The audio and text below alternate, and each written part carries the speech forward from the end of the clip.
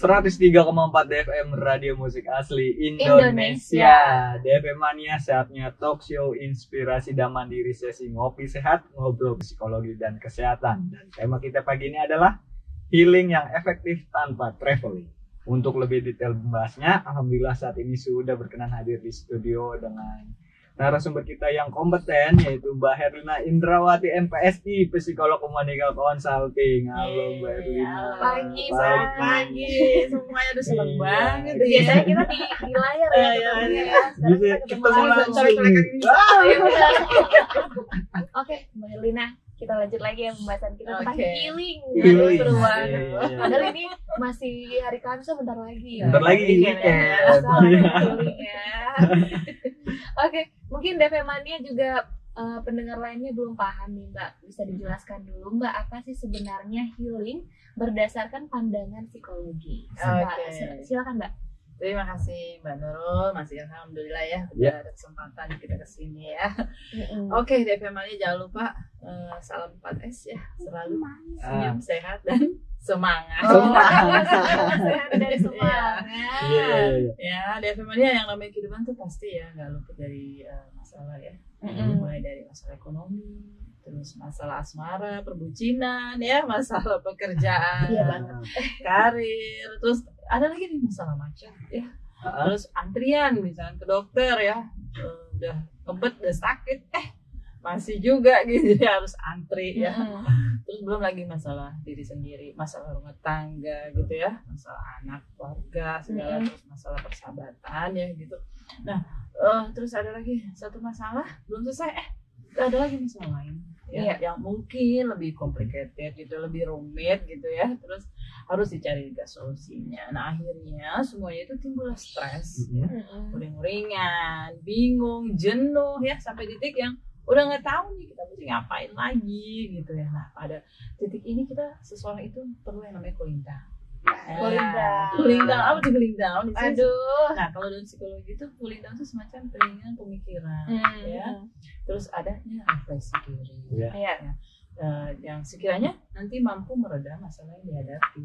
Nah ini dia yang dinamakan dengan healing.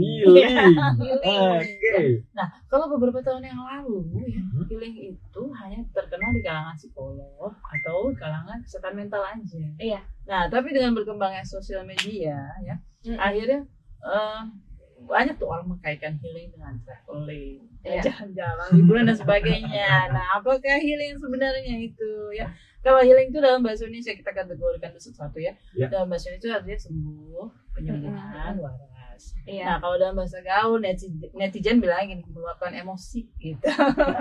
Dan juga melepaskan beban pikiran, itu kata netizen ya. Nah lalu apa sih dalam psikologi itu ya, healing itu, atau kita lebih kenal sebagai self healing. Nah kalau dalam psikologi itu healing itu pemulihan emosional. Pemulihan emosional untuk memperkuat diri ya, biasanya dilakukan melalui terapi, terus dukungan emosional, latihan pernafasan, aktivitas fisik, terus juga kayak buat journey gitu loh, perjalanan catatan gitu ya. Terus lalu ada yang namanya penyembuhan, proses penyembuhan. Nah yang digunakan, healing itu digunakan untuk seseorang yang sedang mengalami masalah psikis, masalah mental. Itu tadi dalam ilmu psikologi sebenarnya begitu maknanya. Gitu. Tapi kalau zaman sekarang kan apa-apa dikaitkan dengan healing, stres kerja healing, dokter healing, mental healing. Sebelum ke rumah healing dulu kita. Healing apa healing tuh ya? Beda tipis ya. Oke. Nih Mbak, saya juga mau nanya nih Mbak. Bila mana seseorang itu melakukan healing, seperti apakah cara menerapkan di kehidupan sehari-hari sih? Nah, balik lagi ya.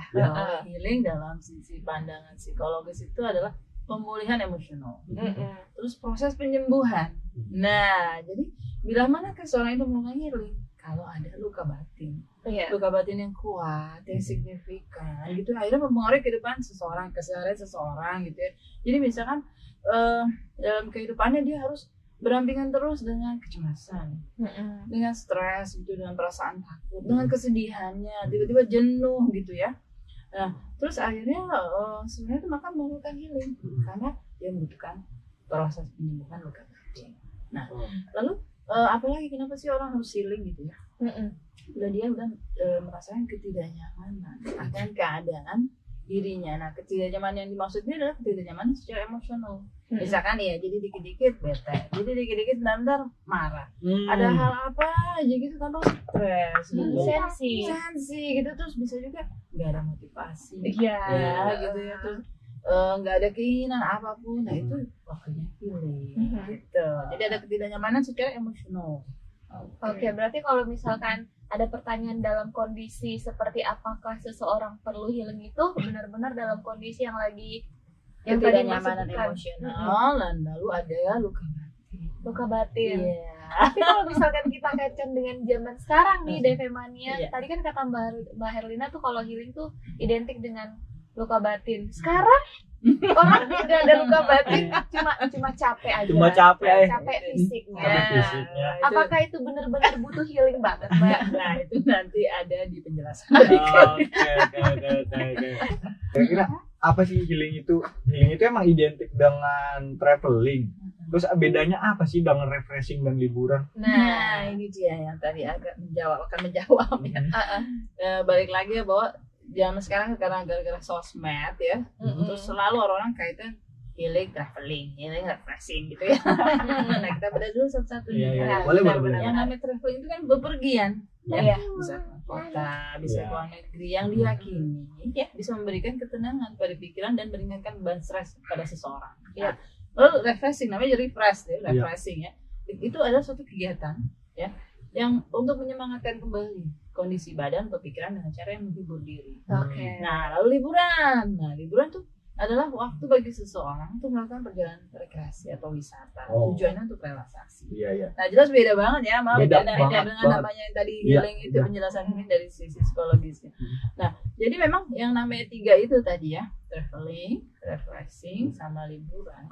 Itu hanya bentuk dari atau contoh kegiatan healing. Nah, tapi belum tentu masuk kategori healing ya, bila mana tidak ada proses penyembuhan. Nah, proses penyembuhan diri, terus pemulihan emosional. Jadi itu tidak bisa dikatakan sebagai healing. Itu hanya bentuk kegiatan saja yang untuk senang-senang gitu. Karena dalam healing itu membutuhkan waktu, karena ada proses kan, proses penyembuhan. Jadi dia membutuhkan waktu, bisa sebulan, bisa 2 bulan, bisa 3 bulan, tergantung dengan masalah psikis yang dihadapi oleh seseorang. Seperti itu. Jadi traveling healing tidak identik dengan traveling. Gitu. Itu hanya sebatas mencari kesenangan atau merasa lebih nyaman gitu, bukan untuk lebih fokus pada apa yang menjadi problem masalah gitu. Oke. Tapi traveling, refreshing dan juga liburan merupakan salah satu bentuk kegiatan. Ya. Nanti akan dibahas selanjutnya bagaimana itu bisa menjadi bagian dari healing. Nah, itu dia yang mau kita kupas tuh. Sabar ya. Gitu ya. Sebelumnya ada healing, refreshing, traveling, liburan. Banyak. Dulu mau tanya juga nih sama Mbak Herlina. Sebenarnya nih Mbak, dalam kondisi seperti apakah seseorang itu perlu melakukan healing? Kalau sebelumnya itu ada bilang bila mana melakukan healing dari masing-masing. Bila mana ada luka batin. Bilang lagi ada ketidaknyamanan secara emosional. Terus dalam kondisi apa nih? Kondisinya seperti apa kalau seseorang perlu healing? Nah, yang tadi juga Mbak Nurul bilang lelah secara emosional. Lelah. Ketika seseorang itu udah sadar dan menyadari bahwa dia itu secara emosional udah lemah, gitu. Udah capek gitu, capek fisik, udah gitu capek juga secara emosi gitu. Ya namanya hayati. Menghayati. Meskipun misalkan dia jam tidur udah banyak gitu, udah cukup gitu ya. Tapi tuh kok gampang banget marah gitu ya. Terus gampang banget stres, gampang banget takut, cemas gitu. Nah, kalau udah sampai di titik ini jadi nggak fokus sama kerjaan. Nah, itu akhirnya butuh yang namanya healing. Berhenti sebentar dengan kegiatan, dengan rutinitas, dipikirkan sebentar, lakukan healing dan baru kembali setelah siap. Itu yang pertama tadi. Lalu apalagi nih, dalam kondisi apa? Kalau udah merasa overthinking. Kalau kata anak zaman sekarang OVT. Overthinking. Benar. Apa sih overthinking? Berlebihan terus banyak pertimbangan. Akhirnya jadi nggak tenang ya, karena banyak keraguan.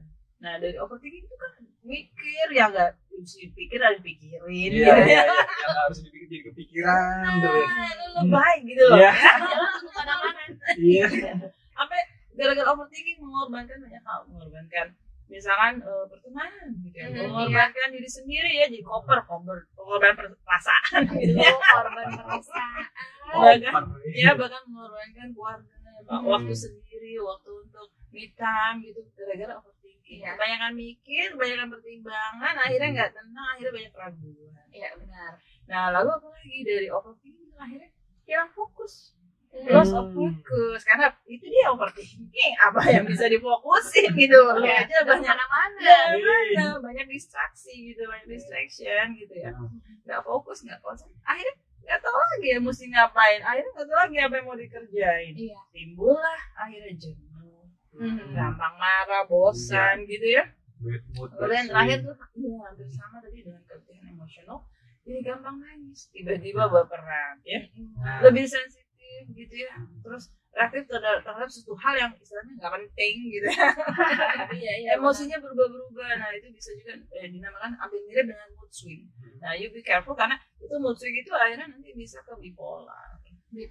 Iya, jadi ada 4 hal tadi. Kalau dalam kondisi yang kalian itu DP-nya sudah merasa letih secara emosional, hayati gitu ya, hayati ya, terus juga overthinking ya, terus kayak gitu nggak fokus, terus gampang banget baperan gitu. Nah itu waktunya untuk healing. Wah, itu dia ada 4 tadi ya kondisinya DP-mania. Sebenarnya apa sih Mbak manfaat healing bagi diri seseorang? Perlu lagi bahwa healing secara psikologis adalah pemulihan emosional.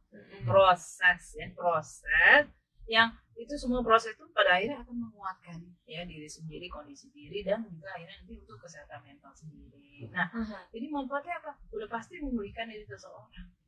Nah, dari luka batin seperti PTSD itu post traumatic stress disorder. Nah, kayak trauma gitu ya, trauma KDRT, trauma perceraian, trauma dengan kekerasan gitu, kekerasan verbal, kekerasan fisik ya, itu akhirnya dengan healing bisa memulihkan luka batin. Lalu dengan healing nanti seorang tuh punya kemampuan untuk mentoleransi keadaan fisiknya, keadaan psikisnya gitu ya. Misalkan stres muncul, jadi dia udah bisa bertoleransi begitu stres muncul, dia sudah punya caranya gitu ya. Apa nih kalau tiba-tiba ini kayak gue udah mulai mau stres nih, jadi gue nggak boleh berkutat dengan hal yang pindah. Jadi dia sudah mentoleransi gitu dengan keadaan psikisnya. Lalu dengan healing tuh manfaatnya memberikan kondisi dan kesehatan pastinya lebih baik buat diri sendiri. Jadi punya self management yang lebih baik.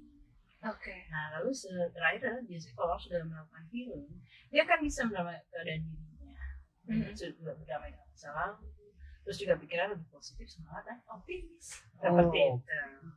Ya. Bagaimana sih nih Mbak nih caranya menghilangkan atau melakukan yang tepat sasaran agar bisa memulihkan keadaan diri dan kesehatan mental? Balik lagi tadi bahwa ini secara psikologis adalah proses pemulihan emosional yang akhirnya untuk mengembalikan keadaan kesehatan mental kembali gitu ya. Nah waktu yang tepat gitu ya, yang tepat itu harus dicari dulu. Jadi bagaimana caranya menemukan dulu penyebab dari hal tersebut. Nah kira-kira sudah tahu nih apa yang menyebabkan stres, apa yang menyebabkan gampang jenuh gitu ya. Nah itu adalah waktu yang sekiranya tepat untuk melakukan healing. Jadi healing bukan sembarangan healing gitu ya. Dikit-dikit tadi healing. Bukan healing. Nyatanya cuma healing. Kalau caranya Mbak, cara yang tepat. Caranya itu tadi bahwa kan sudah merasa ketidaknyamanan ya, ketidaknyamanan secara psikologis gitu. Nah dalam psikologi itu healing itu banyak hal ya, terutama yang pertama itu adanya terapi gitu. Terapi ya. Kalau misalkan kliennya merasa kasusnya ringan, kasusnya ringan itu bisa dilakukan sendiri tanpa bantuan profesional, tanpa bantuan psikolog. Tapi kalau sudah kasusnya dialaminya berat, tadi ya kasus berubahan psikis ya, itu baru langsung ditemani oleh psikolog. Tapi kalau enggak, dia bisa sendiri. Caranya adalah salah satunya adalah dengan terapi. Nah, kemudian dengan dukungan emosional. Nah, lalu ada lagi dengan misalkan berbagai kegiatan aktivitas. Nah, jadi misalkan aktivitas fisik gitu ya. Terus juga dengan menulis juga bisa salah satunya. Iya. Tapi yang utama itu adalah terapi, konseling, dan juga dukungan emosional. Oke. Terapi, konseling, dukungan emosional. Tadi juga ada beragam aktivitas ya, Mbak Helina ya. So, jadi apakah traveling, refreshing, dan liburan bisa dijadikan sebagai sarana healing psikologis? Monggo. Jawabannya bisa. Bila mana itu ada yang namanya pemulihan secara emosional. Misalnya mau traveling ya, kita traveling dari keluar kota atau keluar negeri gitu ya, yang diyakini bisa meredam segala pemulihan emosional gitu ya. Nah, tapi kalau cuma jalan-jalan doang, it's nothing gitu loh, nggak juga menghilangkan apa yang menjadi problem gitu. Aduh, takutnya stres gara-gara biayanya nih. Bukannya healing, betul. Jadi traveling cuma jalan-jalan doang, tapi dia ada tidak pemulihannya, tidak ada proses pemulihannya. Misalnya di traveling, ada schedule untuk yoga, atau meditasi, nah itu boleh. Itu baru masuk kategori healing. Traveling yang healing gitu. Nah untuk refreshing, itu malah lebih murah. Namanya refreshing kan ya, cuma untuk merefresh, menyemangati kembali kondisi badan sama fisik gitu ya, untuk relaksasi kan gitu ya. Nggak usah jalan-jalan. Di sini aja misalnya kita nih lagi berkutat dengan seharian, misalnya let's say 3 jam dengan laptop. Udah singkirkan dulu laptopnya ya. Kita tutup mata sebentar, tapi jangan tidur.